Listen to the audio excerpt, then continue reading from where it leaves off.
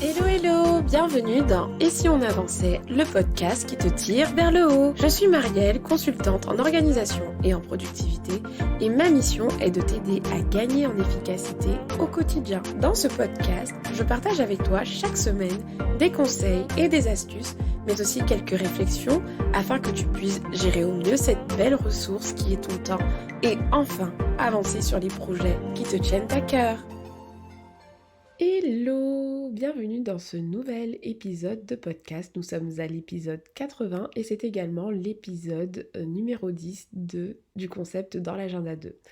Aujourd'hui, je n'ai pas un invité, mais j'ai invité un couple. Donc, nous allons avoir un échange à trois. C'est la première fois dans le podcast que j'accueille en fait un couple et ça va être très sympa.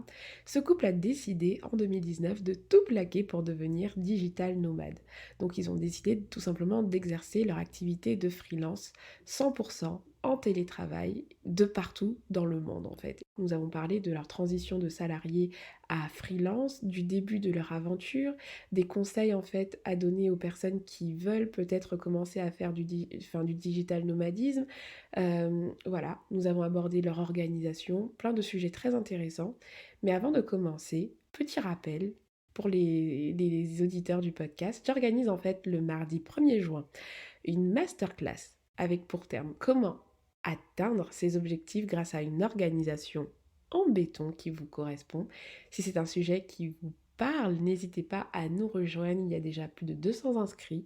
C'est génial. Donc je vous donne rendez-vous. C'est à 18h le 1er juin. Il y aura un replay pour ceux qui ne pourront pas être disponibles pour ce créneau-là. Mais ce replay sera disponible uniquement par inscription. Donc si c'est quelque chose qui vous intéresse vraiment, inscrivez-vous. Allez, c'est parti. Je vous laisse avec notre discussion et je vous donne rendez-vous à la fin de cet épisode. À tout de suite. Salut Jeanne et Ludovic. Salut. Bienvenue sur le podcast Et si on avançait. Merci beaucoup. Alors, de mon côté, il est 16h. Chez vous, il est 9h. Tout simplement parce que vous êtes au Mexique. Quel temps il fait au Mexique? Comme ça m'aide à me projeter aussi et aux Tout à l'heure, il auditeurs. faisait un peu gris, mais là, le soleil vient de sortir le bout de son nez, donc c'est très cool. En termes Mais de en règle degrés, générale, il fait bien un minimum 30 degrés, je dirais. avec moi. Donc, ma première question pour vous, c'est qu'est-ce qui vous a poussé à vouloir travailler comme ça, de cette façon, en fait, partout dans le monde? Eh bien, pour te refaire l'histoire, donc en gros, on était tous les deux salariés à Paris et on aimait beaucoup voyager, sauf qu'on avait cette contrainte évidemment de pouvoir voyager que pendant nos congés payés. Et il s'est avéré que pendant un voyage, notre premier voyage en Asie, tous les deux, donc au Sri Lanka, juste à la fin, au moment où tu commences à voir le bad de devoir rentrer, eh bien, on était dans un café, on a vu plusieurs personnes sur leur ordi. Donc, moi, j'avais déjà entendu parler de ce concept de digital nomade. Donc, je dis à Jeanne, ouais, je suis persuadé que c'est des digital nomades. Et du coup, Jeanne n'avait jamais entendu parler. Tu n'avais jamais entendu parler de ça? Non, moi, je savais pas ce que c'était. J'essayais d'imaginer ce que ça pouvait être des étrangers qui travaillent dans un autre pays sur un ordinateur. Je me disais, bah, soit c'est des profs de yoga, soit en fait, ils sont au chômage. Enfin, vraiment, j'étais pas du tout encore au courant de ce mode de vie. Moi, du coup, je ne sais pas comment j'en avais entendu parler, mais le fait de le voir, en fait, ça a carrément matérialisé la chose. Parce que pour moi, c'était un truc, c'était idyllique. Et là, le fait de le voir, je me suis dit, OK, c'est possible. Et à partir de là, c'est carrément devenu une obsession pour nous, en disant, bah, justement, c'est ce qu'on veut faire. C'était en quelle année, ça, du coup, ce voyage au Sri Je crois Lanka? que c'était 2018. Ouais, 2018, je crois que 2018, c'est je ça. crois. Parce qu'on Ouais, s'est lancé en 2019, ouais. ouais, Donc c'est ça. Donc, un an après, à peu près. ouais. Et quel a été le plan d'action, du coup? Parce que vous revenez de vacances et vous découvrez un peu... Enfin, bon, Ludovic, tu connaissais, toi, Jeanne, tu découvres, mais vous avez envie, du coup, de vous orienter vers ça, mais vous êtes salarié. Qu'est-ce qui s'est passé durant cette période-là, en fait? Quelle a été la préparation? Est-ce que dès que vous êtes revenu du Sri Lanka, vous vous êtes dit, OK, mission, passer à notre compte d'ici l'année prochaine, voilà, qu'est-ce qui s'est passé? Quel a été le petit cheminement? Bah, du coup, l'idée, c'était parce que ouais, il me semble que c'était justement vers mars, avril 2018, et on s'était dit, OK, il faut que à l'année prochaine, du coup, on se lance. Et la date butoir, en tout cas, moi, pour moi, c'était fin décembre. Je me disais que c'est là que j'allais quitter mon taf. Ça coïncidait avec la fin de certains projets en interne. Et donc, du coup, l'idée, c'était vraiment de maturer le projet pendant toute cette période et surtout, quand on a la latitude devant nous, surtout l'idée c'était aussi de mettre de côté, pour pouvoir aussi se permettre de vivre cette vie-là parce qu'on savait qu'on n'allait pas forcément trouver, des clients, dès les premiers mois, dès les premières semaines et même la notion de freelancing au début, c'était pas du tout quelque chose qu'on avait pensé.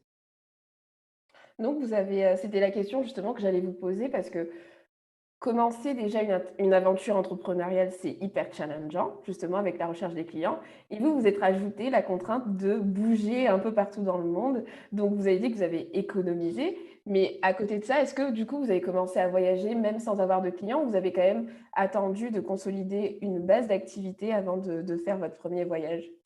Alors en fait, on a fait un peu les foufous parce on s'était dit, on s'était fixé vraiment une date aussi, donc de départ de nos CDI, mais aussi une date de départ, un peu approximative parce qu'on a pris nos billets d'avion, 2 semaines avant, donc c'était vraiment approximatif, mais on partait, en mars 2019, pour notre premier trip digital nomade en Asie et en gros, on s'était fixé une date de 6 mois en se disant: «Bah, voilà, on a envie de faire tel pays et puis après on rentrera en France». Ça, c'était le truc du départ. Donc voilà, donc moi quand j'ai quitté mon mon travail, j'avais pas du tout je savais même pas quel métier je voulais faire en freelance. Je savais que je pouvais pas faire, ce que j'avais fait parce que j'étais chef de projet en publicité et que je pouvais pas le faire, en étant à distance parce que ça demande énormément de gérer des équipes, enfin ça demande énormément d'organisation qui est très compliqué dès que tu as un décalage horaire. Je me suis rendu compte que ce serait me tirer une balle dans le pied, donc je me suis dit: «OK, je pourrais pas faire ça». Et il y avait aussi le fait que, bah, après 6 ans à avoir fait ça, j'étais un peu saoulée de ce métier qui m'avait bien stressée et je me voyais pas faire ça en étant dans des «paysages de rêve» entre guillemets, quoi. Mmh. Mmh. Et ah, tu voulais dire Ouais, quelque chose, moi, Ludovic? c'était exactement pareil, quand j'ai quitté mon boulot, je savais pas ce que j'allais faire parce que, précisément, ce qu'on faisait, quand j'étais salarié, c'était des formations en présentiel. Donc du coup, on aidait des cadres à se former, au numérique et en fait, on faisait des conférences, sur place et ça, c'était quelque chose que j'aurais pas du tout pu faire, à distance. Moi, je connaissais un petit peu tous les champs du numérique, mais vu qu'on était sur la partie formation, c'était un peu en surface et du coup, j'avais pas de compétences vraiment, solides là-dessus. Donc, pareil, quand j'ai quitté mon boulot, je savais pas du tout ce que j'allais faire et ça a été un cheminement justement pour trouver et tester au début mon activité. C'est fou quand même, je vous trouve très courageux et très aventurier du coup. Parce que, d'autres personnes auraient vraiment d'autres personnes, je parle de moi, hein, jamais je me serais lancée dans une aventure pareille parce que je suis un peu plus dans la prudence à chaque fois et j'essaye un peu de sortir, aussi de ça parce que c'est pas forcément la bonne attitude à chaque fois. Parfois, il faut foncer et tester et se lancer et donc vous, vous êtes lancé comme ça veut dire que votre activité, vous l'avez démarrée finalement durant votre première destination, en fait, vous avez consolidé votre business en voyageant Exactement. Ouais. Donc, au tout et comment début ça s'est passé alors? bah, au tout début, il y avait surtout une période de flottement entre le moment où on a quitté nos boulots et le moment où on devait partir. Il y a quelques mois où le moment où parce que pour, rentrer dans les détails, on a rendu notre appart qu'on avait à Paris, on a vendu tous nos meubles et cetera, donc ça nous prenait un petit peu de temps. Moi, là, je commençais déjà à émerger une petite, idée de ce que je voulais faire. J'avais, vu, ce que ça pouvait donner la publicité Facebook. Je commençais à regarder des vidéos, mais sans rentrer dans le dur et en fait, après dès qu'on est, partis, dès qu'on est arrivé à Bali, notre première destination, bah, c'est là que j'ai commencé vraiment à me former, première étape et ensuite commencer, petit à petit à prospecter à distance. Et toi, Jeanne? Alors moi Comment ça a démarré du coup? Ouais, alors moi j'ai quitté mon travail, plus tard que Ludovic, donc j'étais beaucoup plus à l'arrache avant de partir. C'est-à-dire qu'en effet, il y avait pas mal de stress de le départ, toute la vente des meubles et tout ça. Moi, j'ai eu, je crois, 2 semaines ou 3 semaines avant qu'on parte vraiment. Donc c'était très stressant et juste pour rebondir avant que je réponde à la question, c'est pas en effet, on a été un peu fou sur cette décision et clairement, c'est pas ce qu'on conseille aux gens de faire parce que s'ils ont envie de le faire, qu'ils le fassent, hein, mais clairement, vaut mieux trouver des clients avant de partir. Si on a un conseil à donner, c'est ça. Nous, on avait très envie de partir, on n'a pas pu attendre, on l'a fait. Et on avait de l'argent de côté, hein, justement, on avait Ouais. 6 7 mois de vie, en Asie de côté et ça, justement, je pense que c'est ce qui nous a permis de le faire parce que sinon on aurait clairement pas fait ça. Puis on avait envie de relever ce challenge, clairement. Mais en réalité, ce que vous avez fait, c'est pas si, déconnant que ça parce que finalement, moi, j'ai démissionné, j'ai des économies de côté. Pareil pour, plusieurs mois à venir et j'avais pas contrairement à d'autres personnes, tu vois, j'ai pas eu le pôle emploi et cetera. C'est juste que je fais la même chose que vous, mais dans mon appartement en Île-de-France. C'est Oui, c'est ça. ça. En réalité, vous avez enfin, c'est limite mieux ce que vous Bah, avez fait parce que vous aviez Ça, en fait, ce qu'on trouve, c'est que ça nous a aussi poussé à en faire peut-être un peu 2 fois plus, dans le sens où euh, on n'avait pas envie de rentrer. Dès qu'on est arrivé, on s'est dit, OK, ça nous correspond totalement, c'était pas juste un rêve. On a envie de faire ça, mais maintenant, il faut qu'on ait des clients et qu'on gagne notre vie parce que sinon, ça s'appelle pas être freelance, c'est juste ni être digital nomade, ça s'appelle juste être finalement un peu en vacances, mais vacancier. en cherchant des clients. Et donc tout de suite, on s'est dit, bah ouais, ça te force à en faire 2 fois plus et à réussir. Et puis il y avait Mmh. aussi le challenge de prouver un peu à ses proches que finalement, à tous ceux qui avaient eu peur qu'on parte et qu'on lâche nos CDI, que finalement on allait y arriver, quoi. et Ça vous a donné en fait finalement une source d'énergie, une détermination finalement à avoir vos premiers clients. ouais, Désolée Ludo, vas carrément. Et puis surtout, pour remettre du contexte, ça, du coup, c'était en 2019 et le Covid, c'était quelque chose on n'avait pas du tout imaginé ça. Et donc, maintenant, avec du recul, je pense que télétravailler, c'est beaucoup plus accepté. Mais il faut se dire que nous, quand on est parti, les gens, ils nous prenaient vraiment pour des fous. Ouais. Là, c'est un peu normal. Il y a plein de gens qui parlent de digital nomadisme, ceux qui sont partis dans le sud pendant les confinements, etc. Mais avant, même partir dans le sud et quitter Paris, c'est un truc que personne ne faisait. Et donc, du coup, c'était aussi ce challenge à relever en disant, bah, on montre que c'est possible, on va créer du contenu là-dessus pour montrer justement que c'est possible et que d'autres personnes peuvent le faire.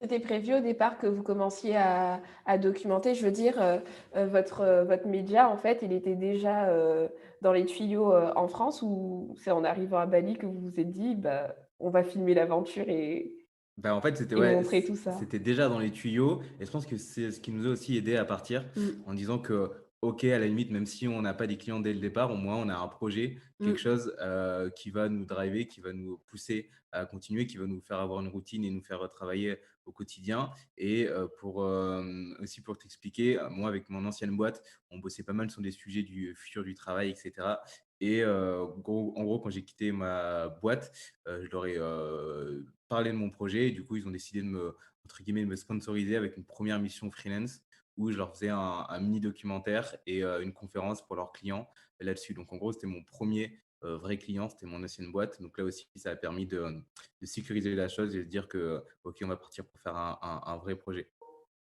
Oh! Et Génial. moi, Vas-y, pour Jeanne. rebondir sur ça, enfin, au final, Nomade Pass, ça m'a aussi ouvert le fait que bah, je ne savais pas du tout ce que je voulais faire comme métier en tant que freelance. J'étais paumée et dès le départ, j'ai dit à Ludo, bah, on va se scinder aussi les tâches parce que l'un et l'autre, on est plus à l'aise sur différentes choses, c'est normal.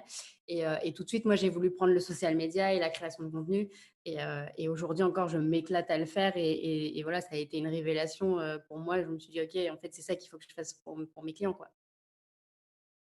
Top! Non, mais c'est vraiment intéressant de découvrir votre parcours et surtout découvrir le début de tout ça parce que moi, j'ai, le contenu que vous postez et cetera, mais je ne sais pas ce qui s'est passé avant et je suis trop contente de découvrir, un peu tout ça. Alors, donc vous quittez Paris, on est, en 2019. Vous avez tout vendu et moi je m'interroge vraiment sur l'aspect logistique de ce mode, de vie en fait. Vous êtes parti avec, pas grand-chose. Comment vous voyagez en fait? Vous êtes en mode sac à dos, vous n'avez pas de balise. Voilà, je veux savoir, le côté logistique, comment ça se passe pour vous? Alors, côté logistique, en effet, on a tout vendu nos meubles. On a gardé quelques trucs chez de la famille qui traînent dans des caves, genre de cartons de déco, parce qu'on pensait vraiment rentrer euh, en France. Enfin, de base, on partait pour 6 mois et on s'était dit on rentrera. Très vite, ça s'est complètement, ça s'est complètement annulé dans nos têtes.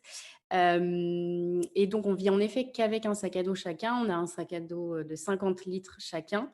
Et dedans, il y a toute notre vie, en fait. Enfin, et finalement, c'est pas grand-chose dont on a besoin. On nous demande souvent, enfin, on nous demande souvent, mais comment vous faites pour vivre qu'avec un sac à dos? Et alors moi qui avait énormément de fringues, qui aimait énormément acheter de choses, Finalement, je me sens beaucoup mieux depuis qu'on vit qu'avec un sac à dos 50 litres. J'arrive quand même à m'acheter des choses parfois. Je fais des échanges avec des potes, digital nomades que je croise. Parfois, il y a des trucs qu'il faut jeter.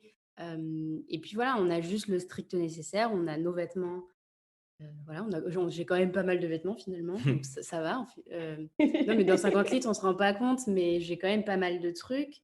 On a nos affaires pour bosser, on a du matos photo et voilà quoi, de quoi on a besoin de plus avec tout ce qu'on vit au quotidien. En vrai, ça nous suffit amplement.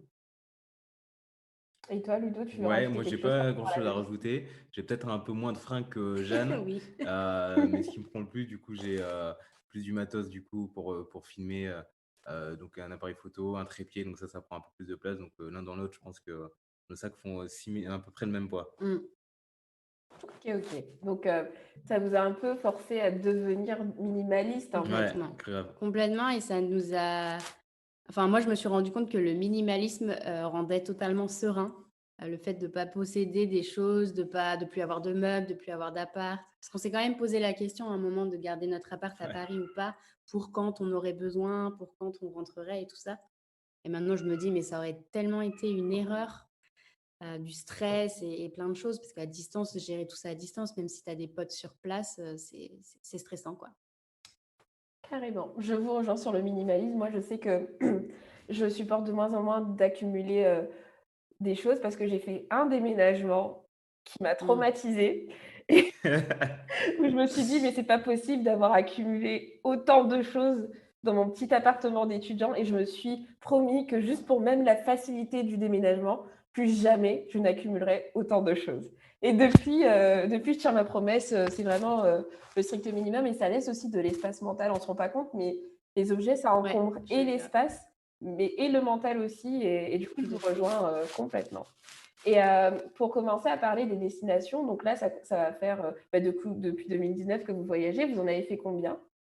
Vous avez fait Alors on n'est pas On en compte ouais, pas, si tu veux, on va te dire. on compte pas, mais on va dire les destinations. On n'est pas enfin, en tout cas, il y a un point qui est important. En fait, pourquoi on compte pas? C'est parce qu'on n'aime pas ce truc justement encore de consommation les personnes qui vont dire: «Ah, j'ai fait, 40 destinations». On veut vraiment s'éloigner de ça. On a vu plein de choses, on en a vu, moins que, plein de personnes et ce qui est important pour nous, c'est de voyager doucement en tout cas. Et pas de consommer des destinations en disant: «J'ai fait la Thaïlande» ou «J'ai fait le Mexique» ou «J'ai fait telle ou telle destination». On a commencé par, Bali, ensuite on a fait la Malaisie, ensuite on a fait le Vietnam. Après, on est retourné à Bali et pour en termes de durée, donc on a fait du coup 2 mois au début à Bali, 1 mois au Vietnam, 1 mois en Malaisie, après 2 mois encore à Bali. Heu, Ouais. Ensuite on est retourné en France. On en a profité pour tester aussi un peu le nomadisme digital en France parce qu'au final, on ne l'avait jamais fait et pour des gens qui parlent du digital nomadisme, c'est quand même intéressant de savoir aussi, dans son propre pays ce qu'on peut faire. Donc on a fait Rennes, on a fait Marseille, on a fait Biarritz. ouais, moi j'ai été en Martinique rapidement voir ma Ouais, maman. pendant ce temps-là, moi, j'étais à Montréal et ensuite, donc on a vécu un premier confinement, en France où on était à Biarritz et ensuite quand il y a eu, déconfinement en France, on est parti au Portugal et là, on est resté 7 mois au Portugal. waouh! On a commencé par Porto, après on a fait Ericeira sur la côte, pas très loin de Lisbonne. On a fait Lisbonne et après on est allé dans le sud, à Lagos et maintenant on est au Mexique depuis 3 mois. 3 mois et on est, revenu Déjà? directement du Portugal au Ouais, ça Mexique. passe vite. Ouais, oh, je suis vraiment étonnée parce que je pensais ça fait déjà 3 mois. En fait, je vous suis sur les réseaux sociaux, mais j'ai pas l'impression que ça faisait si longtemps, en fait, que vous étiez, au Mexique. 3 mois, ça commence à faire, quand Ça même un fait petit toujours cet effet-là. Je pense que même notre famille nous dirait ça, Ouais. et même nous, à chaque fois, on est là: «Ouais, 3 mois», tu as l'impression que quand tu travailles en même temps, en ce moment, on est d'accord que le temps passe hyper vite en oui, plus en plus. et quand tu travailles en même temps, 3 mois, c'est très rapide, quoi. C'est pas tu pas le temps de t'ennuyer, hein, Mmh. Et quels sont vos critères justement pour choisir vos destinations là, par exemple, l'idée c'est que vous puissiez partager par exemple des conseils pour ceux qui aimeraient se lancer, dans le digital nomadisme. Quels sont les critères vraiment, à checker, avant de choisir sa destination? Pas le critère numéro un, c'est le Wi-Fi, évidemment, s'il y a une bonne qualité d'Internet. Ça, c'est vraiment le premier critère.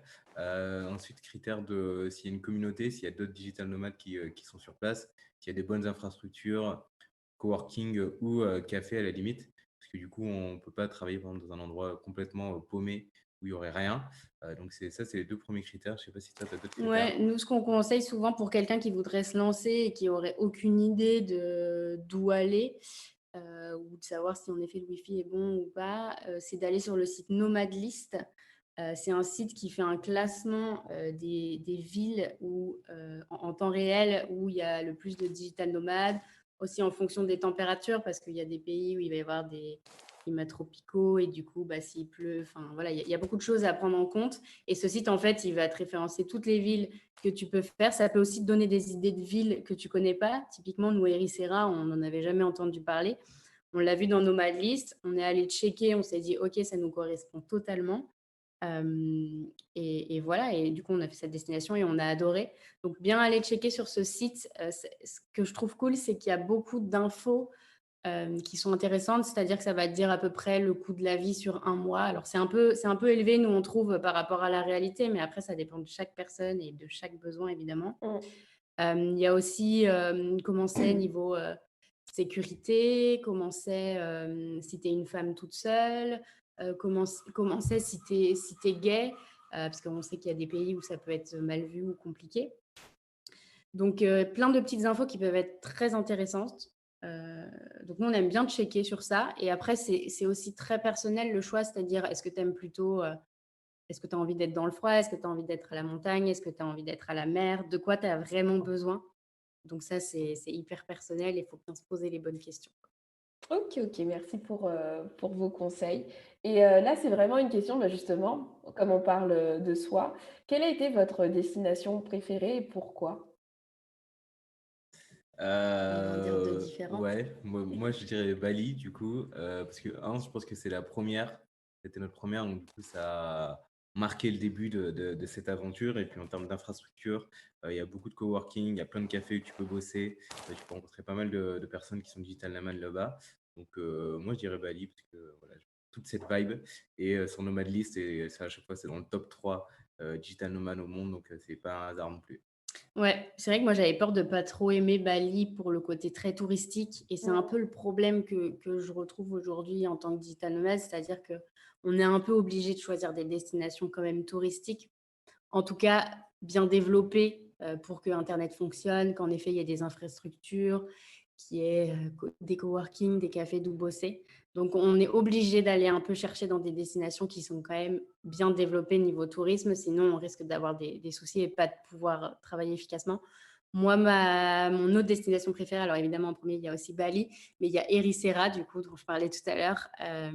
J'ai vraiment, mais c'est un peu comme Biarritz en France, pour ceux qui connaîtraient, mais en gros c'est un petit village de pêcheurs qu'avec des maisons blanches et bleues, des petits pavés, il y a des super restos, il y a plein de cafés alors que c'est un mini village et tout est tourné autour de l'océan et là-bas l'océan c'est juste enfin, c'est les paysages sont incroyables et tu t'y sens direct trop bien, quoi. Ah, tu me donnes Et j'espère envie, que là. j'ai fait voyager Ah non, mais là, voilà comment j'ai j'étais en train de m'imaginer. En plus, moi, je suis quelqu'un de très visuel, c'est-à-dire que tout ce que tu décrivais, hop, ça s'ajoutait dans ma carte mentale et c'était génial. Merci ouais, pour moi l'expérience. aussi. Et bah, franchement et en plus l'avantage c'est que pour le coup alors nous on y était hors été, apparemment l'été c'est très touristique mais hors été c'était vraiment chill quoi et c'est ça Mm. qui m'a plu, c'est aussi le côté, bah, il y a 2 secondes je parlais des infrastructures très développées ou du tourisme très développé et bah, là il y avait pas ça et du coup ça m'a fait du bien de me retrouver dans un petit village un peu avec juste des pêcheurs et des surfeurs et de vivre ma petite vie de digital nomade tranquille quoi. Génial. Donc là, on a quand même parlé des bons côtés. Et est-ce que vous constatez bah, des mauvais côtés? Qu'est-ce qui, finalement, même si je sais que vous êtes à fond et que finalement vous aimez ce mode de vie, est-ce que vous rencontrez quand même certaines difficultés où là, vous dites, honnêtement, c'est pas forcément parfait. Comme rien n'est parfait, voilà. Quels sont les aspects négatifs du digital nomadisé? Bah, il peut avoir le décalage horaire. Après, ça dépend du type d'activité que tu as. Si c'est vraiment, si tu arrives à travailler de manière asynchrone avec tes clients, ça peut être gérable. Mais ouais, il y a le décalage horaire et ça dépend aussi de où tu es. Il y a plusieurs choses, ouais, il y a des choses qui sont dures, dont peu de personnes parlent. Mais par exemple, comme tout le monde, comme tout freelance, ça nous arrive d'avoir des coups de mou, des coups durs. Et en fait, le fait d'être à l'étranger, d'être dans un endroit où les gens vont d'habitude en vacances, tu te sens pas légitime et les gens te font ressentir que c'est pas légitime de te plaindre ou de pas te sentir bien. C'est-à-dire qu'à un moment, moi, ça allait pas trop et c'était dur de dire à mes proches alors que voilà, à mes amis, de dire: «Bah, là, c'est dur et là, j'y arrive pas» et c'était dur parce qu'en fait, tu sens vite que tu peux tu incompris parce Mmh. que non, tu es à Touloum, il y a des plages de rêve, comment tu peux ne pas aller bien? Et en fait, bah, non, mais on a aussi les mêmes problèmes, que tout freelance, peu importe, où il vivrait, quoi. Donc il y a ça. Il y a aussi, le fait que tout le monde ait un peu l'impression tout le temps qu'on est en vacances. J'allais en parler tout à Heu l'heure en plus. ça peut être difficile. Alors, tu t'habitues très vite, hein, mais dans des discussions, quand on rentre en France et tout ça, on se rend vite compte que voilà, c'est compliqué pour les gens de comprendre qu'en fait, on travaille du lundi au vendredi et même si tu leur répètes sans faire exprès, tu vas comprendre dans des petites phrases ou des petites blagues que c'est pas encore bien acquis. Ouais. Mmh. Donc soit il y a un petit peu de jalousie aussi qui Mmh. peut se créer, du coup avec des petits pics, Mmh. même si évidemment c'est de l'humour, mais tu sens qu'il y a toujours une part de vérité Mmh. et c'est ça, c'est ce décalage où, nous, on arrive à un âge du coup, la trentaine, où les gens justement commencent à construire, ils commencent à se marier, à acheter des appartements, avoir des enfants. Alors que nous, on fait le chemin inverse, on lâche notre appart et du coup, on va vivre une vie qui est plus en accord avec, bah, la vie qu'on souhaite vivre et Mmh. du coup, plus tu avances, plus en fait les chemins, vont se décaler et Ouais, ça, on c'est va assez à difficile, à ouais. l'opposé aussi de certains de nos amis et du coup, ça crée comment dire? Ça crée des écarts. Forcément, ça devient on a dû se séparer de certains amis et on s'en est fait des nouveaux parce qu'en fait, nos vies sont tellement différentes que quand on se parle, bah, on se comprend plus forcément. Mmh. Alors, il y en a avec qui on se comprend encore très bien, même si on fait pas la même chose et on n'a pas le même mode de vie. Et c'est vrai que tous nos potes, qui sont en CDI, et qui enfin, ceux en plus qui en ont marre de leur travail, par exemple, et qui achètent, des maisons et qui se marient, bah, forcément, on est à l'opposé d'eux, donc c'est plus difficile de garder cette relation, quoi. Déjà, j'ose imaginer ce que vous vivez parce que juste en étant ensemble un simple entrepreneur qui travaille de chez lui, c'est déjà ça a déjà son lot de de tout ce que vous venez de citer. Alors j'imagine si en plus on fait la même chose, mais sur des plages, enfin, dans des pays où il fait beau, chaud et donc j'ose imaginer. Justement, je souhaitais en parler, avec vous puisqu'on va commencer à parler d'organisation. Moi, je sais, j'ai regardé vos vlogs, je sais que vous bossez énormément et que c'est juste que vous faites la même chose, mais dans un autre pays. Donc pour moi, ça, c'est très clair et limpide, vous inquiétez pas du tout. Très bien. Et mais par contre, je me suis quand même posé la question, bon, vous avez le statut de freelance, mais je sais que alors moi, je suis dans le domaine de la productivité, l'efficacité et cetera. Je sais également que c'est possible de travailler moins. Donc ce que je me dis en voyant votre lifestyle, c'est que c'est quand même un choix pour vous de travailler, enfin de garder ce statut où vous devez travailler quand même de manière assez conséquente en fait, où vous avez déjà pensé peut-être à avoir un truc, avec des revenus passifs? Parce qu'il y a tellement de possibilités et je sais que vous les connaissez puisqu'on navigue, dans les mêmes milieux et je suis curieuse de savoir si finalement ça vous a pas tenté à un moment donné justement, d'être vraiment ceux que tout le monde déteste, c'est-à-dire que vous êtes à Touloum et en plus vous bossez pas, beaucoup? Bonne Heu, question, bonne bah, question. moi, je pensais que tu allais répondre, cash. En fait, Ludo, dès le début, on a commencé, il a été très, comment dire? Très droit sur, les horaires pour se créer un rythme de travail et pouvoir le garder parce qu'en effet, quand tu es à ton compte et que tu sors du salariat, tu peux vite te dire: «Bon, bah, je vais rien faire de l'après-midi, bon, bah, je vais, aller sur la plage, bon, bah, voilà». Et quand j'ai vu ça, je me suis aussi dit: «Ah ouais, c'est vrai que c'est peut-être pas bête, d'essayer de garder ce rythme qu'on avait alors métro boulot dodo, mais différemment, Mmh. de travailler donc du lundi au vendredi, et de parfois alors après on est très à l'écoute de nous et tout ça, mais et de parfois s'accorder des days off, quoi. Mais en tout cas, ça me semble encore important aujourd'hui. Évidemment qu'on a envie aussi d'avoir des revenus passifs, mais ça me semble essentiel aujourd'hui de devoir continuer à travailler, sinon j'ai peur de plus vouloir travailler un jour et après de voilà, juste chiller sur la plage et pour le coup, je serais vraiment en vacances, quoi. Et toi, Hugo? Et moi, du coup, ouais, en termes de vision, typiquement, la notion de revenu passif, c'est des choses que j'avais déjà en tête, mais depuis même quand j'étais encore salarié. Je me souviens avoir lu La semaine de 4 heures pendant mon année de salariat, même si le titre, du coup, est bizarre pour ceux qui ne le connaissent pas, mais en vrai, le contenu est super intéressant. Et donc, du coup, en gros, l'idée de Nomad Pass aussi derrière, c'était de monétiser aussi. Dès qu'on a commencé à créer le média, c'était de au moins pouvoir collecter des mails et pour derrière pouvoir proposer des choses.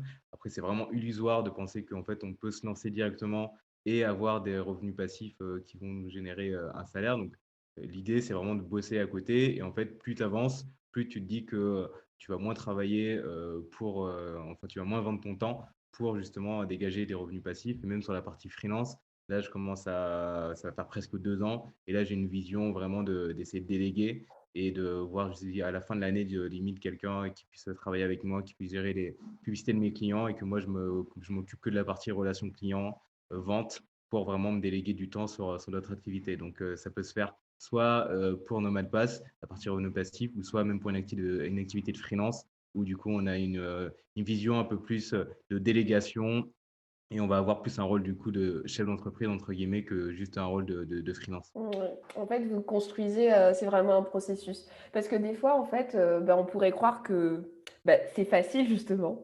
C'est un peu, on regarde le chapitre peut-être 23 de quelqu'un et tu as la personne qui est salariée qui se dit: «Ah son chapitre 23 il est génial. Bah, je vais démissionner pour être à ce chapitre 23». Sauf qu'en fait non, tu dois passer par le 1, le 2, le 3 et construire Ouais, c'est Ouais. ça. Ouais, on est vraiment, enfin, c'est clair que d'une année à l'autre, on évolue vachement, que ce soit, dans nos têtes et que ce soit dans nos business et on laisse ce processus, se passer, comme on a envie, quoi. Ouais, et c'est surtout une question de compétences. Si par exemple dans le salariat, tu avais une compétence rare, peut-être que oui, tu peux te lancer en indépendant en disant, par exemple, je veux faire une Mmh. formation et des coachings directement. Mais nous, typiquement, là, avec Nomad Pass, l'idée, c'est de mettre à jour notre formation qu'on a déjà, mais du coup, pour aider les gens à devenir digital nomades, trouver des clients à distance, comment négocier des logements, etc. Et ça, en fait, on avait besoin d'expérience. C'est pas quelque chose qu'on aurait Mmh. pu sortir au bout de 2 mois. Mmh. Donc là, ça fait partie du processus. Et pareil sur la partie freelance, avant de dire je vais commencer à déléguer, etc., il faut que toi, tu aies fait le dur pour dire ok, pour déléguer, moi, je pense que ça, je peux le déléguer parce que je sais que j'ai déjà fait et que c'est pas ce qui apporte le plus de valeur ajoutée à mon business. OK, OK. Bah, je suis contente de connaître du coup votre vision, là-dessus, puisque j'étais curieuse de le savoir et comment vous organisez du coup sur place pour allier, bah, plaisir, enfin tout ce qui est lié au chill, visiter, manger des tacos? D'ailleurs, Ludovic, je sais pas si tu as compté le nombre de fois où tu as dit tacos dans votre dernière vidéo, je t'assure. Ah ouais, Ah ouais, c'est ouais, j'adore possible, il a ça, une petite j'adore ça. obsession, Il Ouais. disait à chaque fois il disait: «Il y a des tacos, il y a des tacos». Je suis là: ah ouais. «On a compris». Je me souviens pas, c'est devenu, ça fait partie intégrante de mon vocabulaire Il est maintenant. obligé, c'était un piège, il était obligé de le mettre 60 fois dans la vidéo. Et du coup, voilà, comment vous, parce que du coup, vous m'avez dit que vous avez gardé un rythme de salarié et d'ailleurs, je vous retrouve, complètement. Moi, par exemple, j'ai la flexibilité aujourd'hui, en tant qu'entrepreneur, de pouvoir organiser ma semaine comme je veux, mais je me suis rendu compte que j'ai gardé le même rythme et que ça me va, en fait et que parfois, Mm. je vais me créer un samedi et le mercredi, tant pis, mais quand même, la plupart du temps, je suis en mode, salarié, je travaille pas forcément le week-end et vous, comment vous faites, du coup, pour quand même, profiter des lieux? Parce que et puis surtout rester efficace dans des endroits comme ça.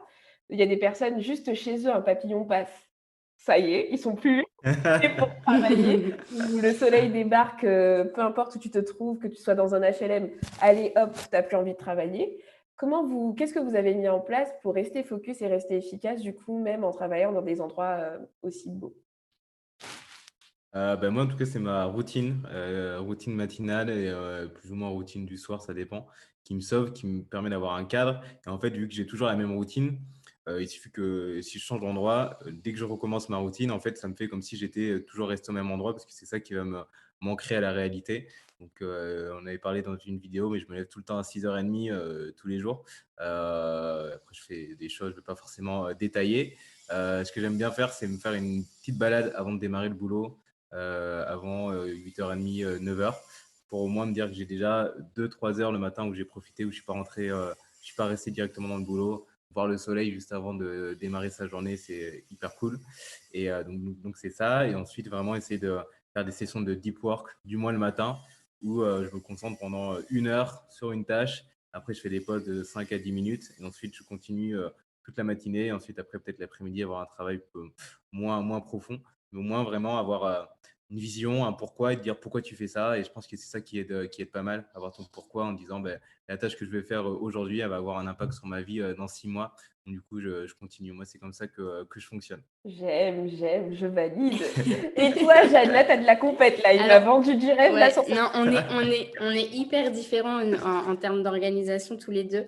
Et c'est là, et c'est comme ça que je me suis rendu compte qu'en effet, pour chaque personne, c'était important aussi de trouver sa méthode, parce qu'au début, je me suis calquée un peu j'ai essayé sa méthode, alors pas du tout de me lever à 6h30, moi je ne peux pas, donc je me lève beaucoup plus tard.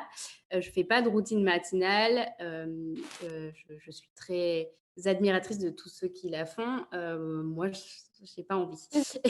Mais moi, j'utilise la méthode des blocs de temps.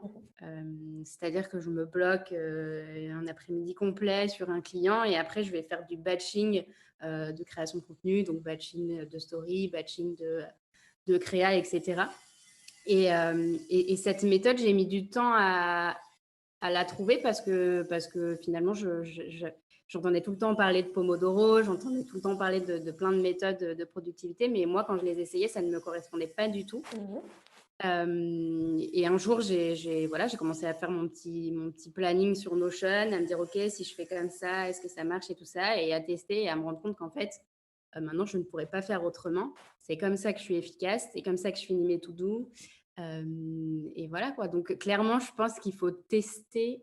Enfin voilà, il n'y a pas une méthode pour moi, vraiment, il n'y a pas une méthode à privilégier. Il faut tester des choses et c'est normal si une méthode ne te correspond pas et que tu n'y arrives pas. Et c'est normal aussi d'avoir des moments où si tu vois un papillon, tu te dis wow, un papillon, tu vois, ça nous arrive aussi. Mais il y a un truc aussi qui fait qu'on finit nos to-do et que j'aime bien rappeler, c'est que on sait que si on finit pas nos to-do du jour, par exemple, et qu'on n'est pas productif, et ça va empiéter sur notre temps justement à l'étranger. Donc, temps de chill, temps de découverte, temps de visite, temps d'aller à la plage. Et donc, ça crée aussi une envie de finir ta to-do bien et rapidement, tu vois. Donc, voilà. Et après, on aime bien s'accorder parfois des week-ends de 3 jours pour justement aller visiter. C'est la petite récompense, quoi. Aller visiter un village à côté, aller visiter un truc historique.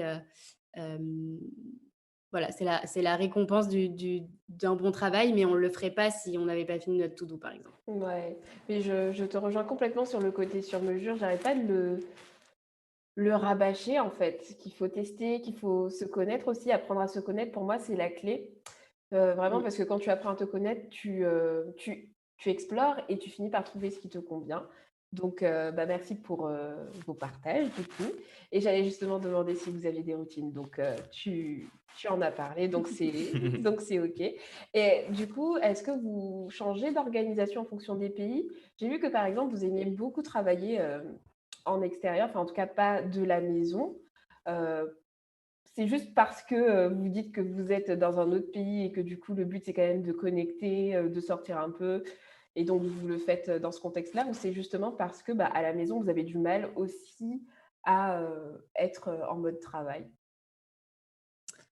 Je pense qu'il y a un peu des deux. Alors, peut-être pas tant le premier. En gros, de base, moi, j'aime beaucoup tout ce qui est café et tout ça. C'est quelque chose que j'adore. Enfin, dans le sens où j'adore les petits cafés mignons et j'ai toujours aimé ça. Même quand je vivais à Paris, j'avais un peu le FOMO du nouveau café, tu vois?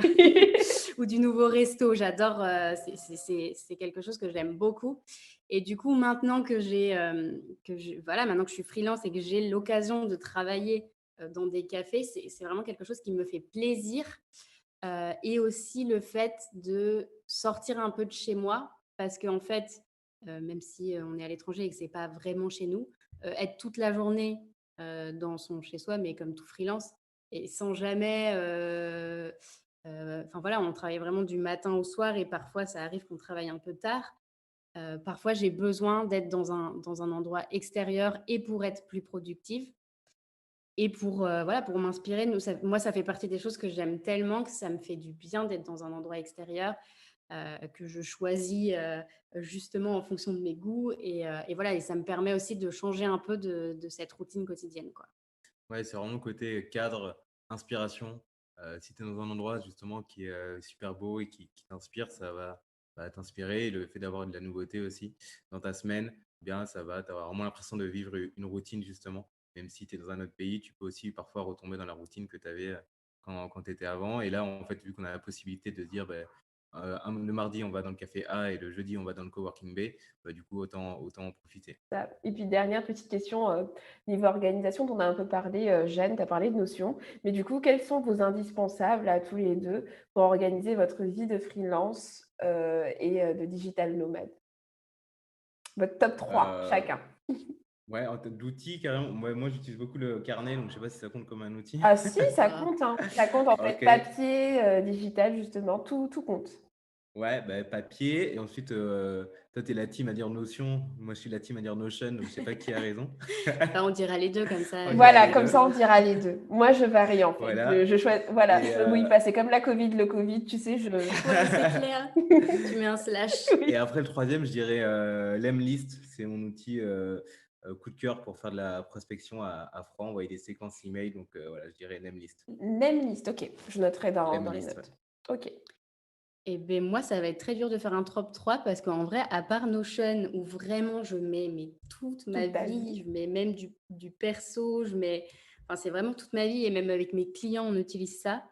Après, il y a le fameux Zoom parce que quand tu es à distance, forcément, c'est hyper important aussi de créer du lien avec, tes clients, mais aussi, dans le côté, perso, c'est-à-dire que c'est hyper important de revoir ses proches quand tu es loin. C'est vrai qu'on en a pas parlé, Hem mais il y a cet aspect-là aussi du coup. Ouais, ouais, il y a ouais, c'est vraiment important de voir les gens et de pas juste, discuter par mail, quand tu es digital nomade et puis après, bah, je dirais, un outil qui m'est bien pratique qui est Freebie, hein, pour faire, toute ma compta sans me prendre la tête, et puis pour tout retrouver, voilà. Ce OK. serait mes top 3. Ouais, ça me va, hein, ça me va, c'est tout bon. OK, bah, du coup, on arrive un peu à la fin de cet échange. Je ne sais pas si vous voulez rajouter quelque chose, en tout cas je vais me mettre dans la peau de quelqu'un qui justement souhaite, devenir, digital nomade et tout et qui se tâte. Je ne sais pas dans quelle situation elle pourrait se trouver, voilà. Mais est-ce que vous avez un message à passer à ceux qui sont dans cette phase-là, voilà? Ouais, pour ceux qui sont salariés, le gros avantage, c'est que, 1, ils ont entre guillemets «un petit peu de temps» et du temps, payé. Donc, rien ne vaut de prendre, peut-être 1 heure par jour, même si c'est compliqué, au lieu de regarder Netflix, quand on est chez soi le soir, mais pour, déjà commencer peut-être à maturer son projet, à passer à l'action, soit se former, soit regarder des vidéos, pour en fait avoir une longueur d'avance et pas se retrouver, à l'instant T, au moment où on quitte son boulot, sans rien. Donc vraiment commencer peut-être déjà à se former pour être, d'attaque, dès qu'on va quitter, son boulot. Ouais, tout en mettant de côté. En plus, Ouais, si tu es en exactement. CDI, c'est le moment, parfait. Ben, nous ouais, c'est pas mal ça comme conseil. Après, nous, on se dit toujours aussi quand même d'essayer de se fixer une date butoir parce que sinon tu te diras toujours: «Oui, mais je suis pas prêt». Enfin, tu trouveras toujours des excuses et c'est normal, on est tous comme ça, c'est la peur qui parle, mais si tu te fixes une date butoir, clairement, nous, quand on l'a fait, on avait peur, hein. Moi, Ludo, il m'a dit: «Ça y est, j'ai démissionné». J'étais là: «Ah ouais, déjà et tout». Enfin, tu vois, j'étais en mode: «OK, bon, bah, c'est fait, bon, bah, je dois le faire aussi parce que sinon il part tout seul». Donc voilà, se fixer une date butoir, c'est hyper important, pour pas toujours tout remettre au lendemain et puis pour se lancer et pas avoir des regrets plus tard, quoi. Je valide sur la date, butoir. Je ne peux que valider. Sinon, j'aime trop cette citation, je sais plus ce que c'est, mais c'est, sinon ça reste un souhait en fait. C'est que tu souhaiteras et finalement tu seras jamais en retard sur un souhait. Tu vois? Les Mmh. jours pourront passer à 99 ans: «Ah j'aimerais bien être digital nomade», sauf que le Ouais, c'est ça. tu as perdu. C'est compliqué. Il faut rajouter une deadline pour rendre ça plus concret. Donc, complètement d'accord avec ce dernier conseil. Bah, où on peut vous retrouver du coup? Où, renvoyer les personnes qui souhaiteraient, bah, suivre vos aventures comme moi je peux le faire? Vous faites des vidéos très qualitatives en plus, enfin moi j'aime bien et donc Merci. où on vous retrouve? Vous réorientez ces personnes où? Alors, on peut nous retrouver à plusieurs endroits. Le premier endroit, ça va être YouTube. Notre chaîne, elle s'appelle Nomade Pass et c'est là où on va donner tous nos conseils de digital nomade et répondre un peu à toutes les questions qu'on se pose, nous, souvent à l'instant T ou qu'on s'est posées en se lançant en tant que digital nomade. Ouais, que ce soit sur la partie, organisation, comment trouver des logements et cetera ou sur la partie, business, plus concrète.